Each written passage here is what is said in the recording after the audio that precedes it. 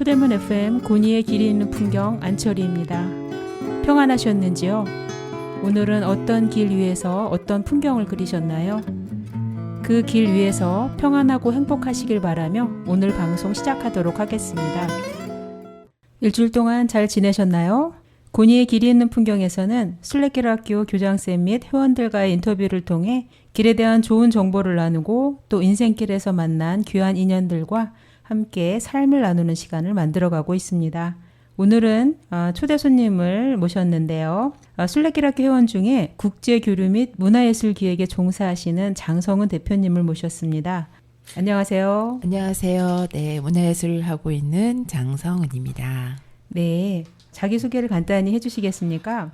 네, 저는 지금 현재 캐나다 공연예술 컨퍼런스 시나르라는 데가 있습니다. 그래서 그 시나르에서 한국 본부를 두고 그 본부 역할을 하고 있고요. 또 문화예술 기획사인 면면을 통해서 해외에 있는 작품들을 한국에 소개를 하고 있고요. 그리고 공연을 제작하기도 하고 또 지역 문화에도 자문과 그다음에 그거를 직접 하기도 하는 그런 문화기획사를 운영도 하고 있습니다. 네, 너무 멋진 일을 하고 계신 것 같습니다.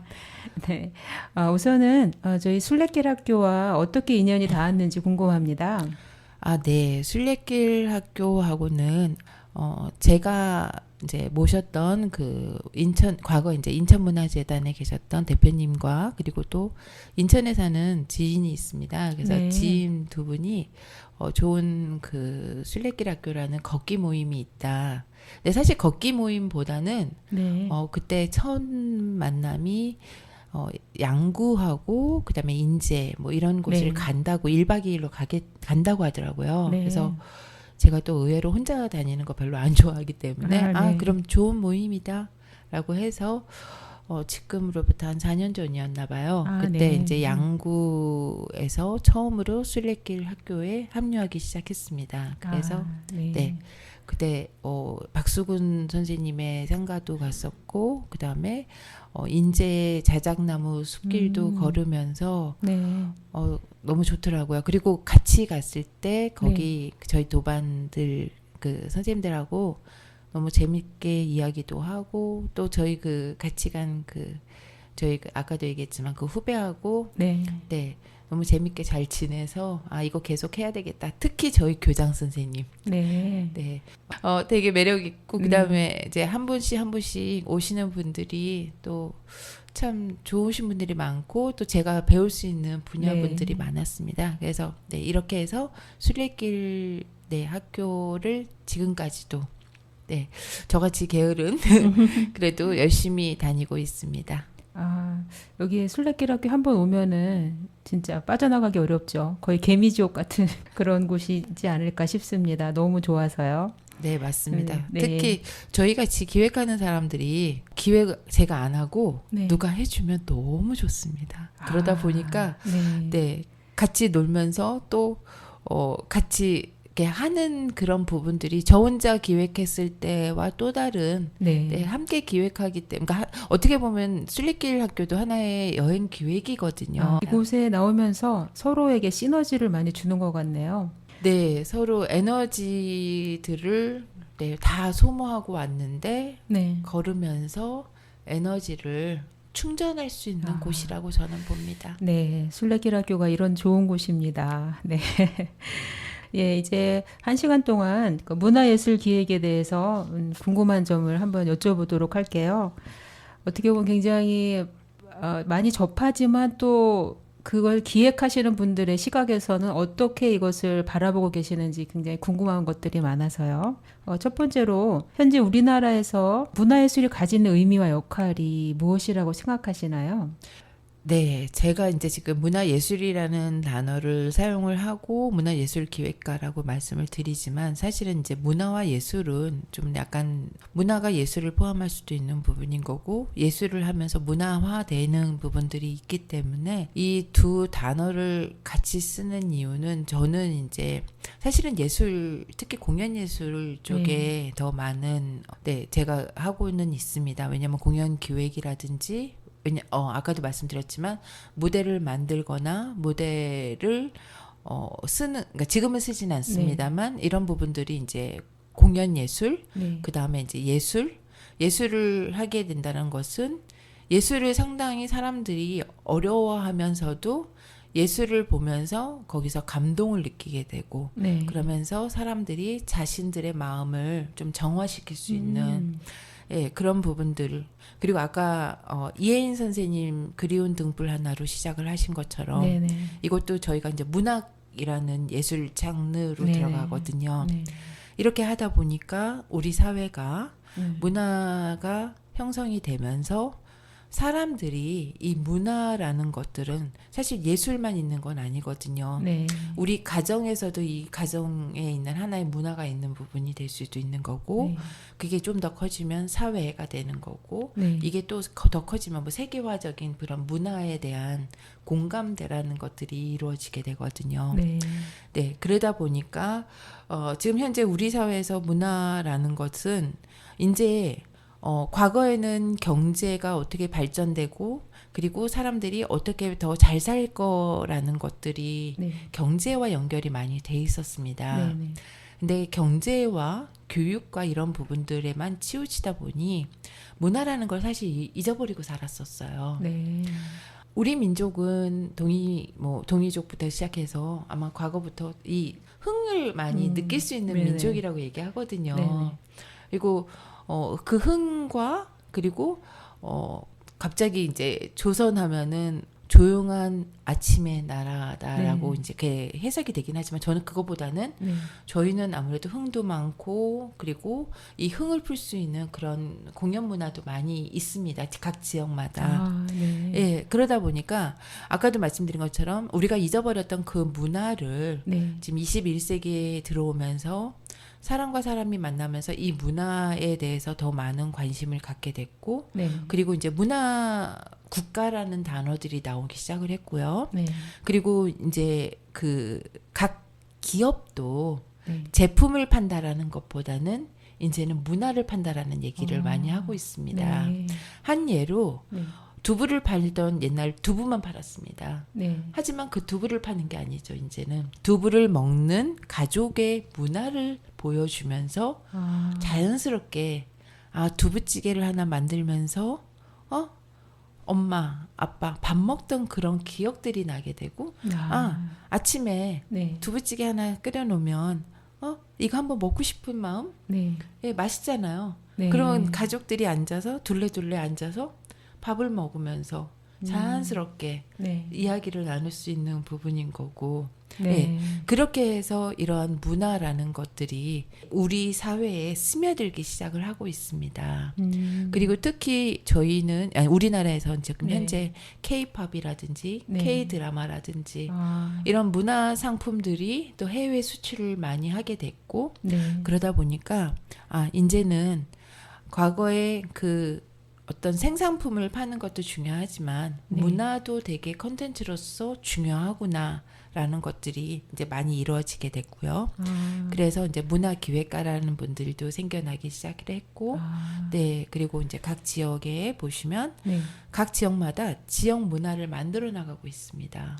네. 우리가 잊었던 네. 그 예를 들어서 전주에 가면은 네. 전주 그 한옥마을이라든지 이것도 네. 하나의 문화잖아요. 네. 네. 그럼 자연스럽게 사람들이 그걸 보러 가게 됐고, 네.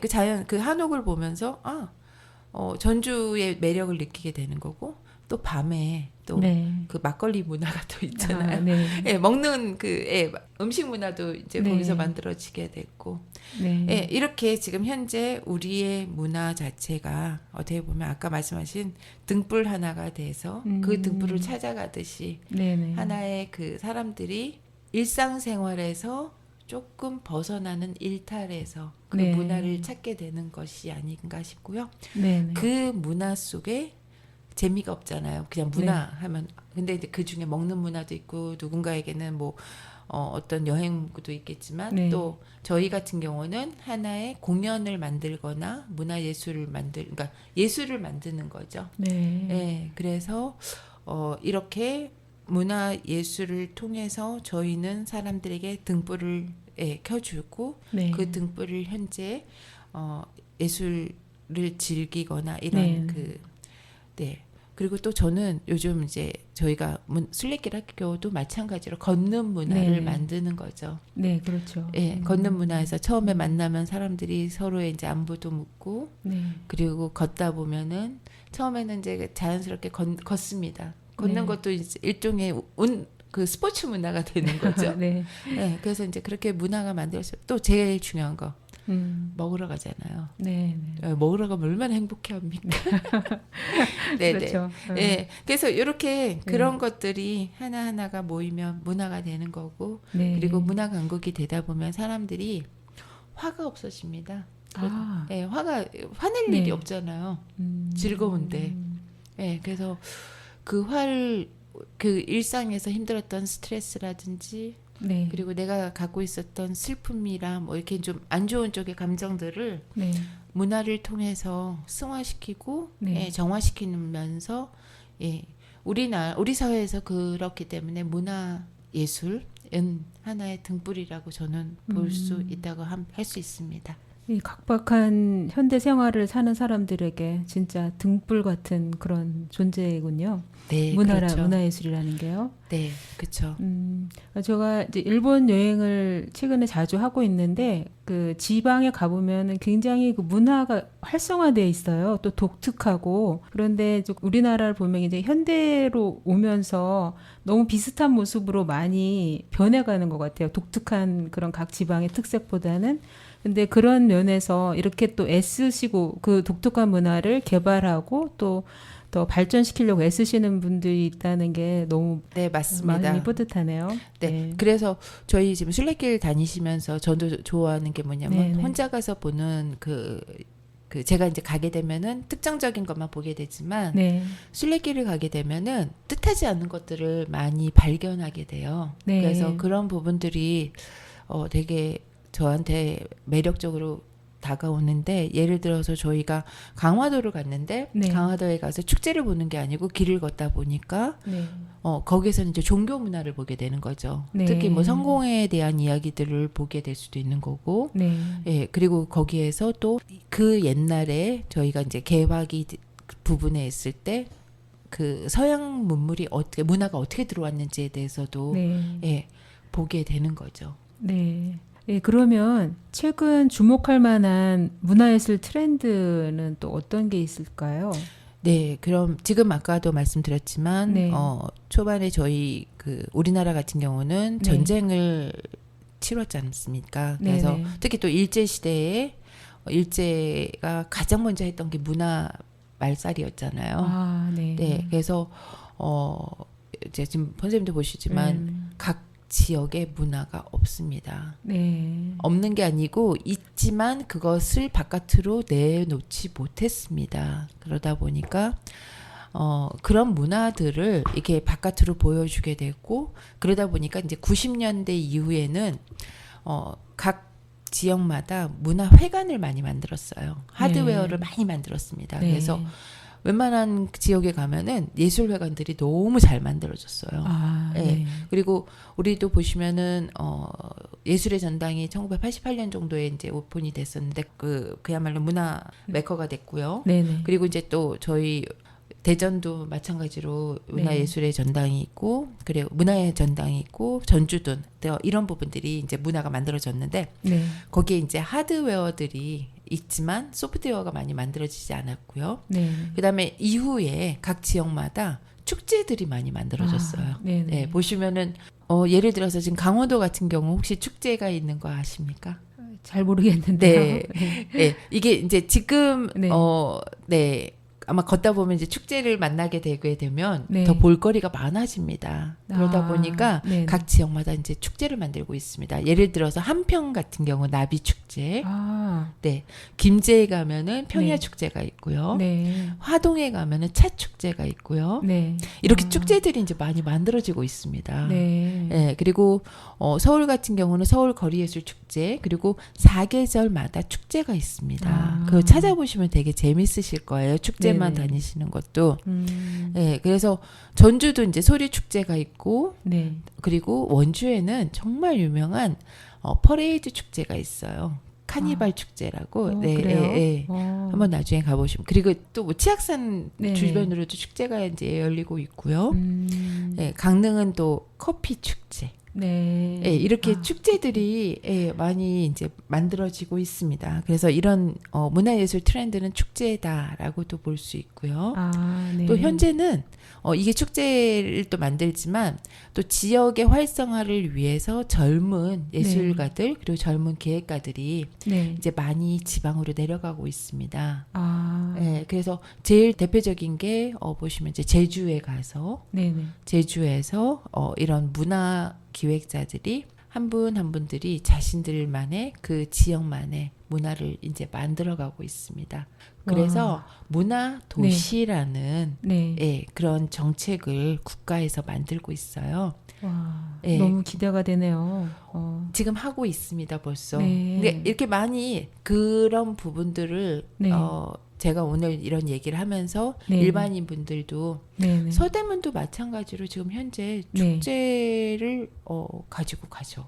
네. 아. 마포도 마포 축제가 있고 서대문도 지역마다 축제가 아. 있고 그래서 지역민들 한 분 한 분들이 이런 네. 축제를 통한 나라든지 네. 아니면은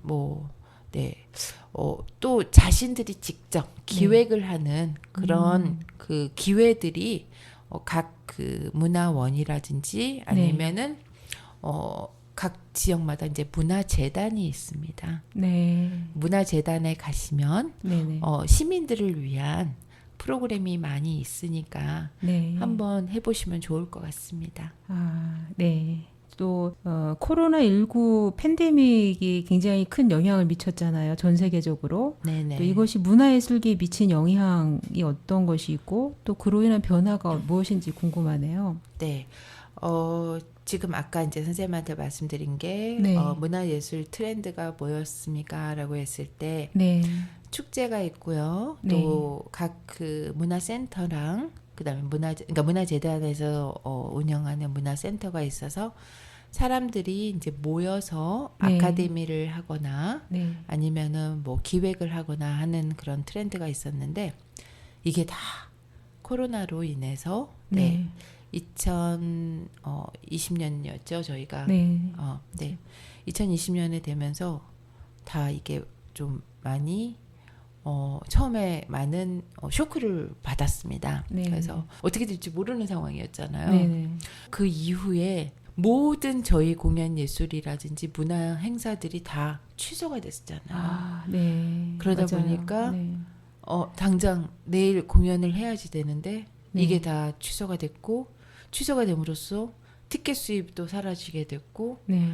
모든 게 지금 정말 패닉에 걸리게 됐었습니다. 네. 근데 누구나 다 마찬가지였지만 공연 예술계는 더 심했죠. 왜냐하면 관객이 없으면 네. 저희는 할 수가 없었거든요. 네.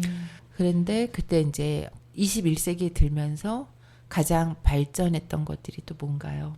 미디어잖아요. 그렇죠. 미디어. 네, 예. 그리고 조금씩 이런 미디어가 발전을 하려고 했을 때 이 미디어가 확 발전하게 되는 그렇죠. 계기가 됐습니다. 그래서 저 역시도 그때 이제 대학교에서 강의를 하는데 네. 줌으로 학생들하고 그렇죠. 수업을 하게 네. 됐잖아요. 네, 네, 그렇게 되듯이 이제 예술가들은 네. 항상 어디든지 적응하려는 시도를 좀 많이 해요. 네. 그래서 아방가르드라는 단어 기억나시잖아요. 네. 앞서가는 사람들도 예술가들이 많이 나오잖아요. 네. 그때 또 예술가들이 그런 아방가르드적인 그런 혁신적인 생각을 가지고 그럼 이걸 어떻게 극복할 것인가라고 네. 했을 때 영상을 하는 사람들이라든지 네. 공연 예술도 마찬가지로 어떻게 하면 극복할지에 대해서 네. 고민하면서 새로운 것을 이제 개척하기 시작해서 유튜브를 활용한다라든지 네. 영상을 활용한다라든지 해서 공연도 영상화하는 작업들을 많이 만들어갔습니다. 네. 그리고 뭐 축제 쪽이나 문화 쪽은 조금 더 기다려야 되는 부분이지만 역시 마찬가지로 줌으로 수업을 네. 했고요. 예, 이런 식으로 해서 문화예술계에서는 영상화 작업들이 많이 이루어지고 네. 그리고 어떻게든지 그러니까 미친 영향은 처음에는 정말 힘들었습니다. 네. 그래서 그때 많은 분들이 문화예술계를 떠나갔죠. 네, 음악 듣고 다시 이야기 나눠보도록 하겠습니다. 네, 오늘의 초대 손님 장성은 선생님과 함께 문화예술에 대해서 더 이야기 나눠보도록 하겠습니다. 한국의 전통문화예술이 현대사회에서 어떻게 재해석되고 있는지 궁금한데요. 그 부분에 대해서 말씀해 주시겠습니까?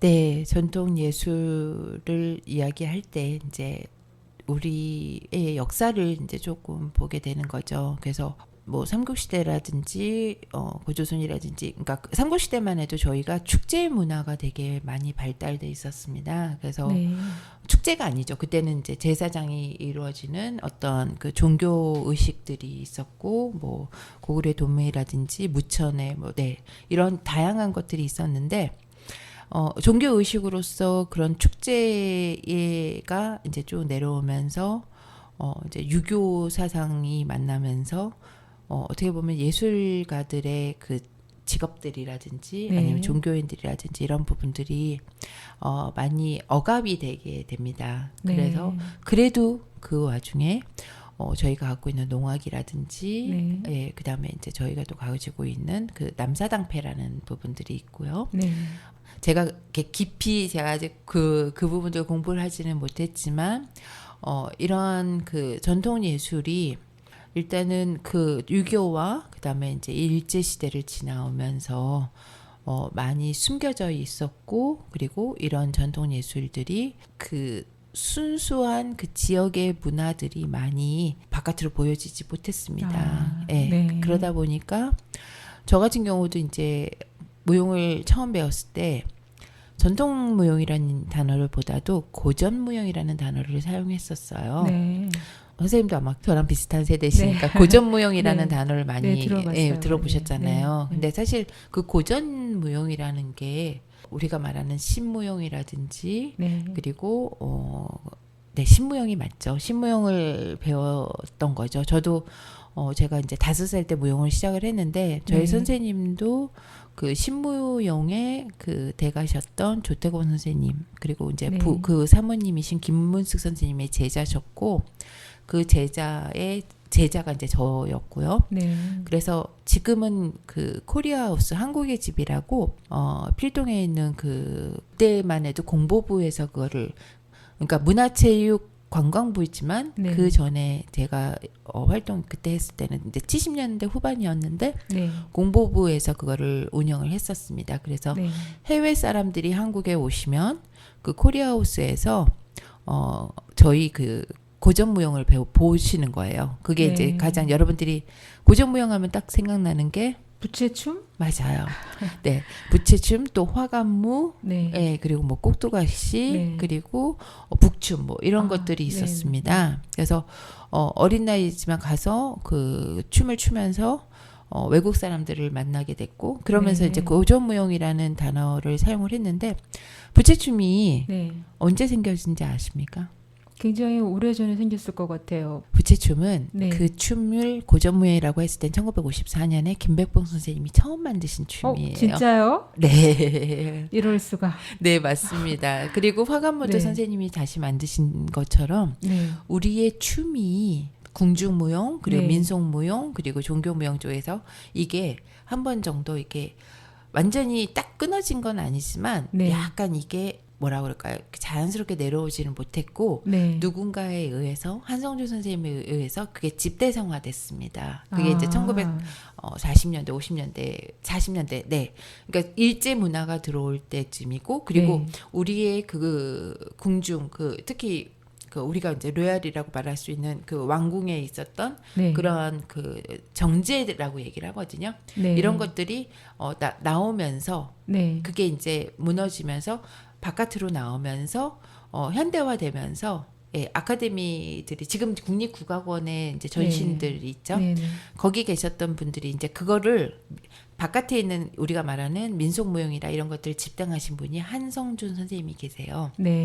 그래서 한성준 선생님이 전통무용을 했고, 그리고 우리가 이제 또 다른 쪽인 신무용이라고 얘기해서 최승희 선생님 네. 그리고 조태건 선생님을 얘기를 합니다. 네. 그래서 최승희 선생님이라고 아마 들어보셨을 수도 있는데 전혀 못 들어보셨죠. 너무 네. 생소하네요. 네. 우리가 신무용이라고 얘기를 하고요. 네. 그분은 이제 그 옛날에 어떻게 보면은 지식인들 사이에서 있었고, 그리고 이분이 이제 1926년에 일본에서 온 그 이시바쿠라는 분의 네. 그 표현주의 무용을 보게 됩니다. 네. 그래서 기존에 있었던 무용과 좀 더 다른 표현적인 무용, 네. 그리고 우리의 춤을 가지고 좀 표현적으로 보여주겠다 해서 네. 신무용이라는 걸 만들어내게 돼요. 네. 그래서 그 신무용을 가지고 저희가 그게 이제 아무래도 이제 쭉 이어지면서 저희가 전통이 좀 많이 사라지게 됐는데요. 네.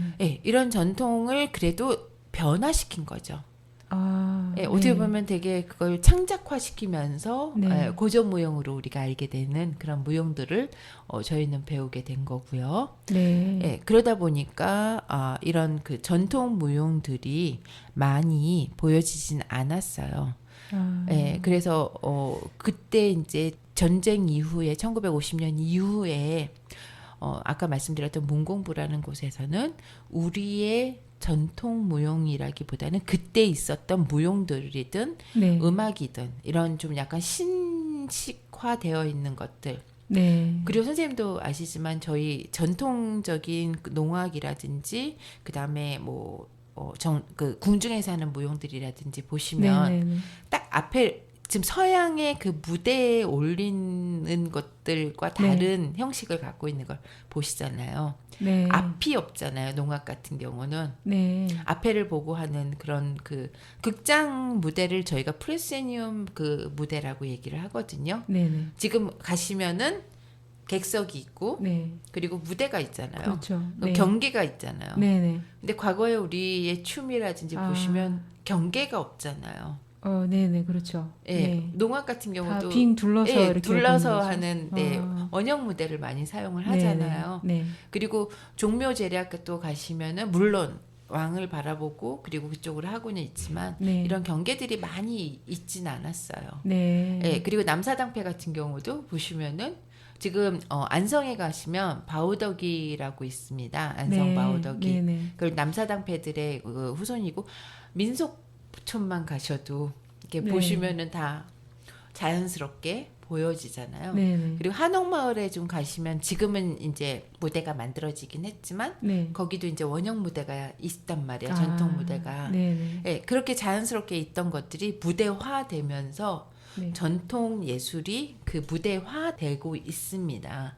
예, 그래서 그런 것들이 자연스럽게 우리가 봤던 과거의 모습들이 무대화되면서 우리와 이제 친숙하게 다가가고 있는 것들이 전통 예술이 현대화 작업을 갖고 있는 부분이고요. 네. 네, 이러한 공연 예술 쪽이 있지만 또 예술계 또 보시면은 현대에서 어떻게 하면 좀 가까이 갈 수 있는지 되다 네. 보니까 축제가 만들어지고 있고요. 네. 강릉에 가면은 단오제가 열립니다. 네. 단오제 가시면 제일 또 많이 하는 게 굿이 있습니다. 네. 예, 그래서 그 굿을 통해서 사람들에게 우리의 안녕을 빌게 되는 부분들이 있고요. 네. 그러니까 전통 예술이 굿으로 하면 또 사람들이 이게 현대화되면서 신 종교가 들어오면서 굿을 되게 멀리 했잖아요. 네. 이상하게 보시는 분들 네. 있지만 네. 그게 또 전통 예술화 시키면서 만들어지게 됐고 네. 현대 사회에서 어떻게 보면은 이런 그 전통 예술이 네. 아까 말씀드린 것처럼 축제나 아니면은 지금 보시는 그 하드웨어가 된 문화예술이라든지 네. 그리고 젊은 친구들이 문화예술 기획을 만들 때 전통 예술을 벗어나서는 절대 할 수 없습니다. 한쪽에서는 전통 예술을 그대로 계승하는 역할을 하고는 있지만 네.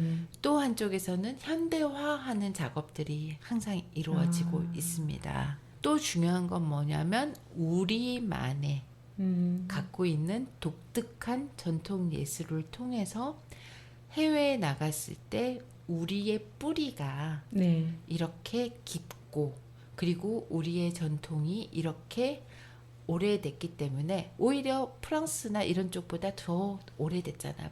그쵸. 반만년이라는 5천 년의 그 문화 예술을 네. 갖고 있는 거잖아요.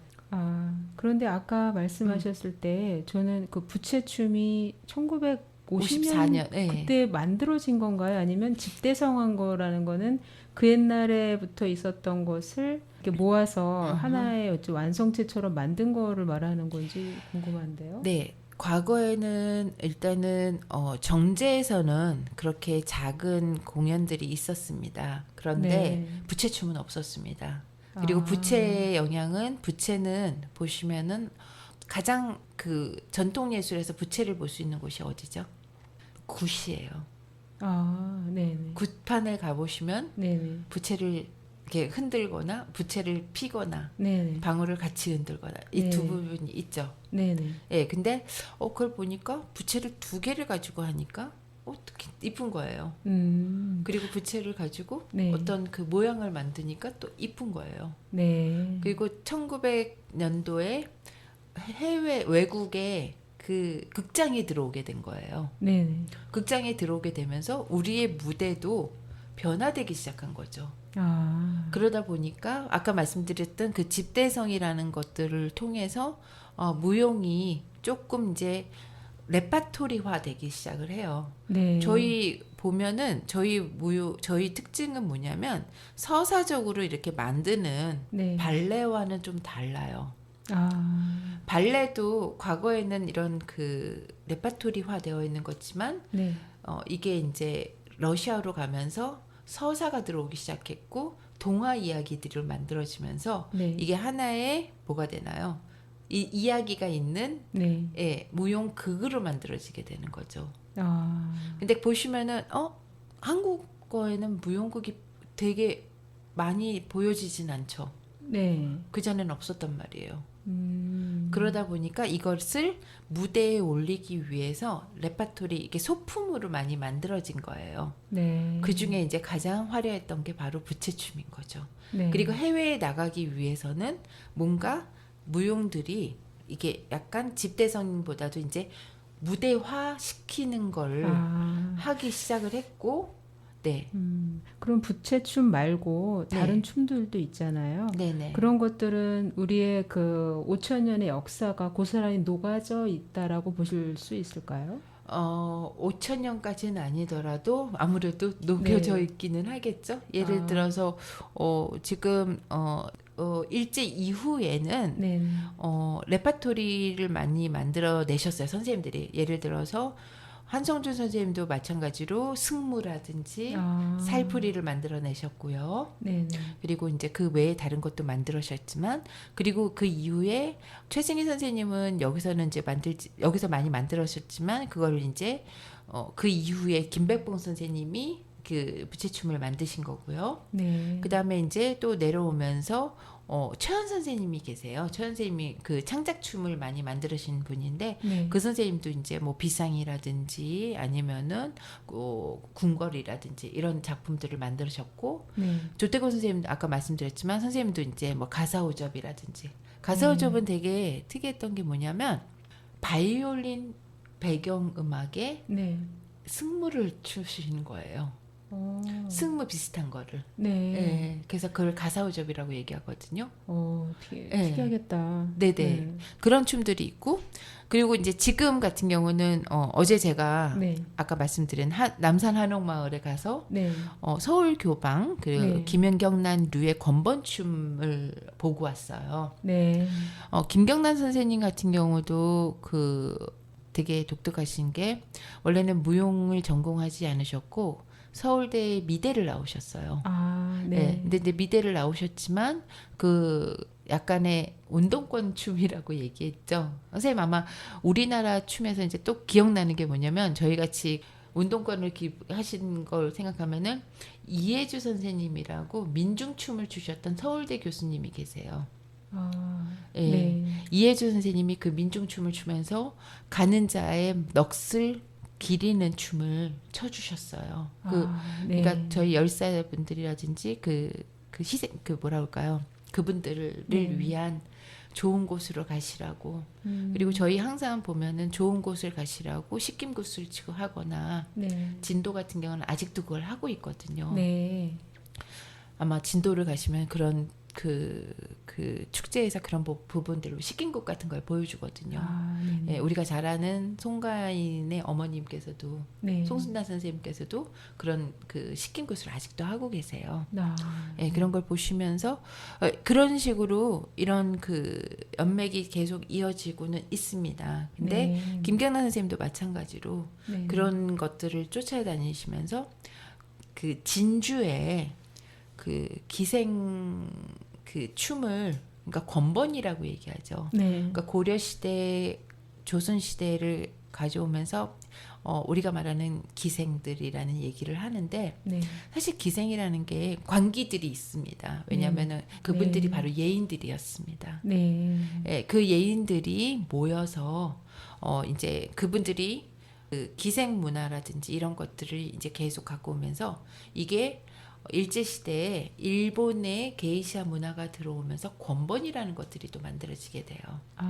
권번은 네. 제가 얼마 전에 이제 군산에 3개의 권번과 그다음에 이제 기생조합이 있었어요. 군산에 가면은 그 근대 문화들이 되게 많이 들어와 있어요.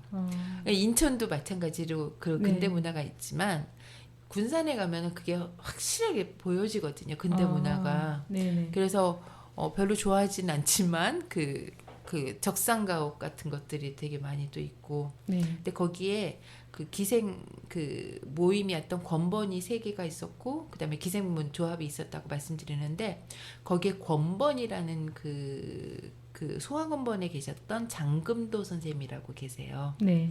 장금도 선생님이 마지막 거의 그 춤들을 그리고 그걸 갖고 계세요. 네. 그 선생님이 근데 이제 세월이 바뀌면서 그분들을 무대에 올리기 시작을 한 거죠. 네. 그러면서 그 전통 예술이 그대로의 전통 예술이 가져가는 거예요. 네네. 그래서 아까 선생님 말씀하신 부채춤은 네. 또 다른 장르를 가지고 가는 부분인 거고, 네. 그리고 이런 교방 문화라든지 이런 것들은 네. 또 이렇게 순수하게 그 순수적인 것들 그대로 가져가면서 우리의 과거의 공연 예술인 춤과 네. 그리고 이제 음악들이 지금까지 이제 그대로 내려올 수 있는 것들은 바로 이런 문화들이 네. 가져가게 되는 거죠. 그리고 또 지금 보시면은 해외인들이 네. 저희 그 K-팝을 좋아하잖아요. K-드라마를 좋아하면서 네. 저희 전통 예술에 대해서 관심을 갖기 시작한 거예요. 아, 예, 그러다 보니까 네. 예, 이렇게 지금 우리 전통 문화가 어려운 고전적인 그런 네. 부분들로만 간직하는 부분도 있긴 하지만 네. 이건 국가의 몫이고요. 네. 국가가 지금 그거 많이 하고 있습니다. 네. 그래서 남산국악당도 마찬가지고 국립국악원에 가시면 그 전통을 그대로 보여지는 것들을 보실 수 있고요. 그다음에 한쪽에서는 젊은 네. 예술가들이 네. 어떻게 하면 전통을 잘 시석시켜서 보여줄 수 있는지 그런 창작 작업을 많이 하고 있습니다. 그래서 네. 그런 부분들이 좀 더 많이 활성화되게 저는 뒤에서 서포트하는 그런 기획을 하고 있는 거죠. 네. 네네네. 근데 젊은 세대들이 이런 어떤 전통 예술에 대해 또 문화 예술에 대해서 조금 더 관심을 가지게 하려면 어떤 노력을 해야 될까요? 지금 보시면은 네. 그 경복궁에 가면은 한복을 입고 들어가면은 공짜다. 네. 무료로 들어갈 수 있다. 이것도 하나의 노력이겠죠. 왜냐면은 내가 자주 접하게 하는 게 자주 중요한 접하게 해야 건가요? 되는 거죠. 중요하죠. 그러니까 잘못된 해석들이 네. 이런 저희 현대 문화를 잘못 가져가는 부분들이 있는 것도 사실이거든요. 네. 그런 걸 제대로 보여주려고 저도 되게 그런 부분들을 어떻게 녹여 들어가게 할까. 그게 바로 제 숙제이자 제가 지금 하려고 하는 것들이에요. 네. 그래서 무조건 해외 문화만 들어와서 했던 그 시대가 있었어요. 저희 같은 경우는. 네. 선생님도 마찬가지로 그 옛날에는 네. 유럽의 문화를 되게 동경했던 그 시대가 네. 있었대요. 모던 보이 같은 경우. 아, 네네. 그때 보시면 괜히 샹송을 한 번 더 이렇게 하고 네. 그리고 블란스를 구라파 뭐 이런 네. 식으로 이제 이름을 바꾸고 그 문화는 어디나 있는 것 같아요. 네. 그래서 그런 것처럼 지금 이제 젊은 친구들도 젊은 친구들은 해외를 정말 쉽게 가잖아요. 네. 결론은 한국 문화가 최고다라고 생각하고 들어오더라고요. 아, 그런가요? 예. 왜냐하면 한국 문화야말로 내가 편한 문화고 네. 그리고 한국 문화야말로 되게 깊은 문화예요. 우리가 5천 년의 역사를 갖고 있는 문화라고 얘기하잖아요. 네. 그 전체를 다 봐야 된다고 저는 봐요. 네. 그래서 제가 제일 좋아하는 곳이 국립박물관이에요. 네. 선생님하고 저희 네. 같이 갔다 네, 왔잖아요. 그렇죠. 네. 예, 거기 가면서 저는 국립박물관이 그 역할을 되게 많이 하고 있더라고요. 자주 접하고 또 거기에서 계속 뭔가 영감이나 네. 느낌들을 받아가면서 네, 그것을 이어가야 되는 것 같네요. 네 맞습니다, 네. 선생님. 네, 그럼 마지막으로 네네. 굉장히 지금 AI가 판을 치는 세상이 되었잖아요. 네네. 이런 디지털 시대에 문화와 예술이 변화하고 있는 방향에 대해서는 어떻게 생각하시나요? 선생님께서 아까 말씀하셨잖아요. 그 팬데믹 이후에 네, 어떠한 변화가 있었고 제가 처음에 이제 그걸 계속 얘기하지는 못했지만 예술가들은 아방가르드라는 그 단어를 되게 좋아하면서 새로운 것들을 만들어 나가는 사람들입니다. 네. 그래서 예술가들은 어떻게 보면은 문화의 가장 선두에 서서 그리고 그들이 어떻게 하면은 좋은 걸 만들어낼까 하면서 하는 게 바로 AI예요. 네, 저희 공연 예술도 마찬가지로 AI가 생기면서 많은 영상화 작업을 했습니다. 네, 많은 영상화 작업을 하면서 현장에서 보지 못하는 그 갈증을 사실 네. 유튜브로 많이 네, 네, 끌어냈습니다. 네. 그런데 유튜브에서는 땀을 흘리나요? 땀 냄새가 나나요? 안 나죠. 안 나죠. 그리고 그 사람의 숨소리가 들리긴 하지만 네, 그 현장에서 듣는 그 소리와 다르죠. 그렇죠. 네. 네, 이거는 AI로 담아낸다 해도 네. 그 현장감과 그리고 그 교감과 이게 힘들더라고요. 아, 그래서 결론은 극장으로 다시 나오게 되더라고요. 아, 극장으로 가게 되더라고요. 네, 예. 그러다 보니까 아무래도 그 AI를 이길 수 있는 것은 AI가 아무리 발전돼도 없어지지 않는 직업군의 1위가 뭐겠습니까? 예술가인가요? 네. 네, 맞습니다. 네. 그래서 어떻게 보면은 예술가들은 끊임없는 창작을 하는 것이고 물론 지금 미술계에서도 마찬가지로 네, AI가 선생님도 그림 그리시잖아요. 그렇죠. AI 하지만 통해서. 또 거기서 못 해내는 것들이 인간이 갖고 있는 것들이잖아요. 그래서 가장 인간적인 것들 그리고 교감할 수 있는 것들 그리고 선생님하고 저하고 지금 모든 AI를 이용을 하지만 네, 그 소스가 되는 건 뭔가요? 사람이죠. 선생님과 선생님 이렇게 둘이 네. 만나서 얘기를 그렇죠. 하고 있는 거잖아요. 그렇죠. 예, 제가 생각하는 거를 AI가 만들어낼 수는 없잖아요. 또 공연장에 가야지만 네, 네, 그 사람들의 이야기 네. 그리고 그 사람들이 표현하는 그 에너지 서로 교감할 수 있는 거라고 저는 봅니다. 그래서 AI 시대에도 절대 하지 못하는 것은 바로 사람과 사람이라고 저는 생각합니다. 그리고 네, 그게 없으면 정말 삭막하잖아요. 그렇죠. 그리고 요즘 저는 이제 많이 느껴지는 건 뭐냐면 자연이라고 봅니다. 자연. 네, 그래서 이 자연을 정말 우리가 사랑하고 아껴야 되겠구나라는 네. 생각을 좀 더 많이 해요. 네, 특히 순례길을 다니다 보면은 이 자연이 주는 그 에너지 또 사람들과 사람이 또 못 주는 그런 또 에너지를 자연에서 많이 갖게 되는 것 같습니다. 네. 지금까지 문화예술기획을 담당하시는 장성우 선생님과 문화와 예술에 대해서 저희들이 몰랐던 것과 또 저희들이 새롭게 또 알아가는 것들도 너무나 많은 것 같습니다. 결론은 현대 사회 속에서 AI가 모든 것을 이루어내는 그런 시대이긴 하지만 사람과 사람과의 교류, 교감 이런 것들이 중요한 것 같습니다. 네, 오늘의 마지막 곡은 너드 커넥션의 그대만 있다면입니다. 이 곡 듣고 다음 시간에 뵙도록 하겠습니다.